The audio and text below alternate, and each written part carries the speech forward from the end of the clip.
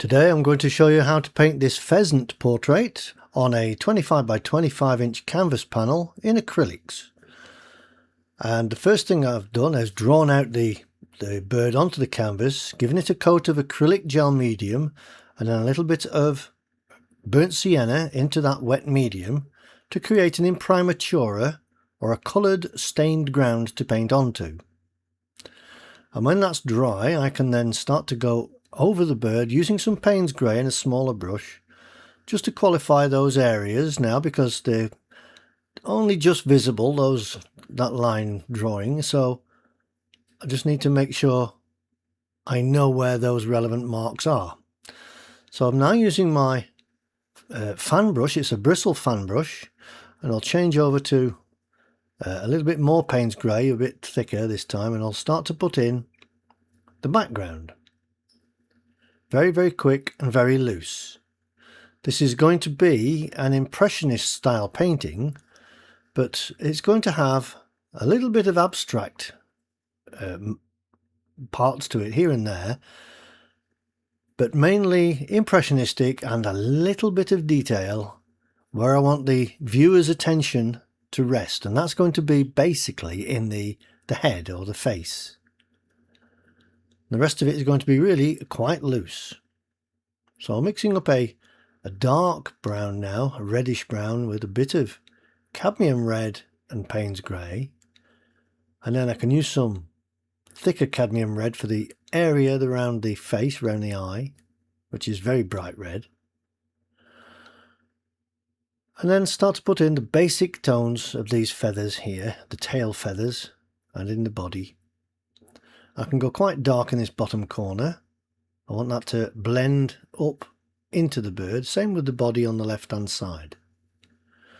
And I want it to be relatively soft edged. Mainly the bird is going to be soft edged, and then the head and neck is going to be a bit more hard edged, so that will help for the viewer to concentrate their eye in that area. So I'm just putting a few little broad strokes in with this brush, and you can see how it's looking like oil paint because I'm painting relatively quickly into paint that's already wet. So it's blending really nicely, just like oil paint. So if you want to paint acrylics and make them look like oils, you've got to learn to paint a bit more quickly. And also, to make it look a bit more impressionistic style, don't paint flat. Stand up and paint with it upright. If you stand up, you'll paint a much more expressive, impressionistic style and manner. And you won't be tempted to go down to tiny, small brushes. Just keep to large brushes and keep to bold, broad, enthusiastic brush strokes. So I'm just going to put in the basic tone of the neck, which is darker. I mean, I will be putting some bluey greens into this later. But for now, I've just got that basic tone in there, just to give me the basic colourings.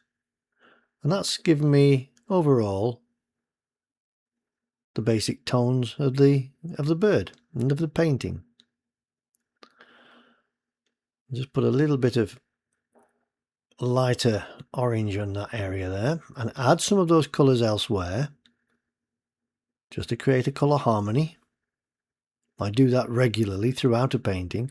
I don't just tend to paint in one area and finish it off. I like to paint throughout the entire painting, a little bit at a time. I just put in some little markings that it has in this tail, in those tail feathers, very loosely and very impressionistically. And then with a kitchen fork, I'm just going to roughen some of those things up and make them look a little bit more ragged, because I like this to be my messy layer. The first layer has to be nice and messy. Okay, once that's dried, a little mist spray of water, and I can do the background once again. And this time, because I'm going over an existing painted layer, it's going on a little bit more smoother, a little bit more refined now. But still, some of those marks I've put on, some of those scratches and things are going to show through here and there. And you'll see as I progress how some of those will still show through. And that's how you create interest within the layers. Because oil painting, sorry, because acrylic painting should be about painting in layers. And each of those layers must have interest that show through to the previous layer beneath. So you can see how I've gone over the bird, but those marks and scratch marks are still there. The same with this part of the bird, these colorations I'm putting in now. They're not completely covering that first layer. So that creates interest. I'll just warm some of that up around here a little bit more. Put a few more reddy colours in down here. And then I can go a little bit darker now on that side. Bit of Payne's grey. Like that. A bit of cadmium red into that, just to warm it up a little bit. And it's very loose and very quick. So try and push yourself to paint more quickly. Set yourself a time limit. I mean, I know that this is a time-lapsed video, but the actual painting only probably took me about 40 minutes to do. Scratch back in with the fork again, and I'll put some light areas in, and then I'm going to use my silicone tool just to move the paint around just a little bit to make it nice and messy, because a paintbrush cannot make these kinds of marks that the silicone tool can make. It really does make it very, very abstract, and I like that. I do love that. I'll just put in some of the lighter colour feathers and also some of the reds as well. Loosely again, in a very impressionist, abstract manner. And now I'm going to put the eye in with some Payne's grey, with very dark Payne's grey now, just to make sure it's as dark as I want it to be. I'll just put in the darks of that neck area as well. Like that.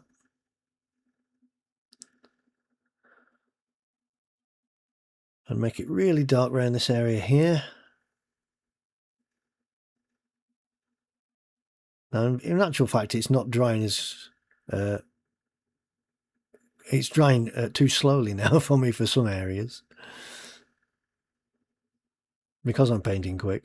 That can be a problem as well, but that's what you can use a hairdryer for, drying areas off. Just going to put some of those reds back in now. And a little bit of phthalo blue and a bit of cadmium yellow will give me a nice subtle green colour, because they have these wonderful iridescent like colours to them that change with the light. I'm going to mix a purple colour, because also you can put in these purple colours down here that really do pick up the light in an iridescent manner. On its chest there, its throat. I'm going to redefine that beak, make sure it's a little bit more accurate, because that has to be correct. Remember, the head is the only place I'm going to put detail, so it has to be correct. The beak has to be correct, the eye has to be correct. I'll just put a couple of little dots of light here and there. Not all the way around the head, just here and there. And then just keep going over those lights until they stay bright, because they will sink in as they dry. So you have to wait for it to dry and go over it again several times before it will stay bright. So that's just an off-white there, with a bit of raw umber into the white. And then if I use pure white, you can see the difference. Few little dots of pure white there, like that. And I'll put in some of these little markings that it has, again in a very loose style. I'm not trying to paint detail. this painting is not about trying to make every feather look perfect. It's to give you the feel of the bird, the feeling that this is a wild bird and it's moving. It's not a photograph. A little bit of a highlight around the lower eyelid and perhaps a little bit on the top. And some highlights in those red areas. Now a little dot of light into the eye. I'm going to get some yellowy orange colour and put in the coloration of the eye, because they're very distinctively coloured eyes, and that starts to come alive now. Okay, I'm using a little flat nylon brush now just to put in some of these markings. And again, I'm doing these very, very loosely, but I'm trying to follow the shape of the body of the bird. These markings will give you the idea of the shape of the body. So they come down the neck like that, and then they start to change angle and join up with those on the body there. So lots and lots of little areas like that, and I can just refine some of these. Go back over one or two of them just to make them look a bit better, and go to a smaller brush now to put in those little fine ones. And then back to the light and putting more light into the beak again, those little areas of highlight. You can see how this is beginning to stand out now because they're staying a bit brighter now. I'm putting some lighter orange into that red area just to create a bit of an area that has actually got shape to it then. It's not flat. Highlighting the eye once again. And I'll keep going over this beak until I've got it right.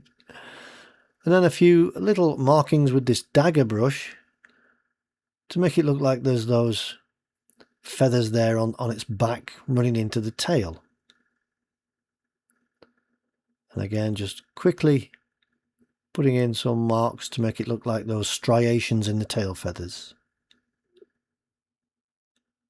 And then a nice light area on that red area. And what I can do is I can then, once I've done this, I can start to put in some of the warmer areas, like the tail feather colouring, but is as foliage in the background, and it sort of echoes and harmonises then with the bird. Like that. I'll do some lighter ones perhaps as well. Like this, and a light area down the bottom just to make that bird really stand out there. And one or two on its back. Dagger brush is very useful for this kind of work. Now I'm going to put the highlight in the coloration of the eye once again, and on the lower edge of the eye just highlight those red areas, and then with a bit of vermilion go over the top, and it'll look very, very bright indeed, which is what I'm after. So I'll just do one or two little bits here and there now, and when I'm happy with that, that's the painting finished. If you have enjoyed this video and hopefully found it interesting and entertaining, please don't forget to give it a thumbs up and subscribe to my channel. Be sure to click on the little bell icon if you wish to be notified of my latest videos. Hopefully I will see you on my next painting video, so until then, have a lovely day and happy painting!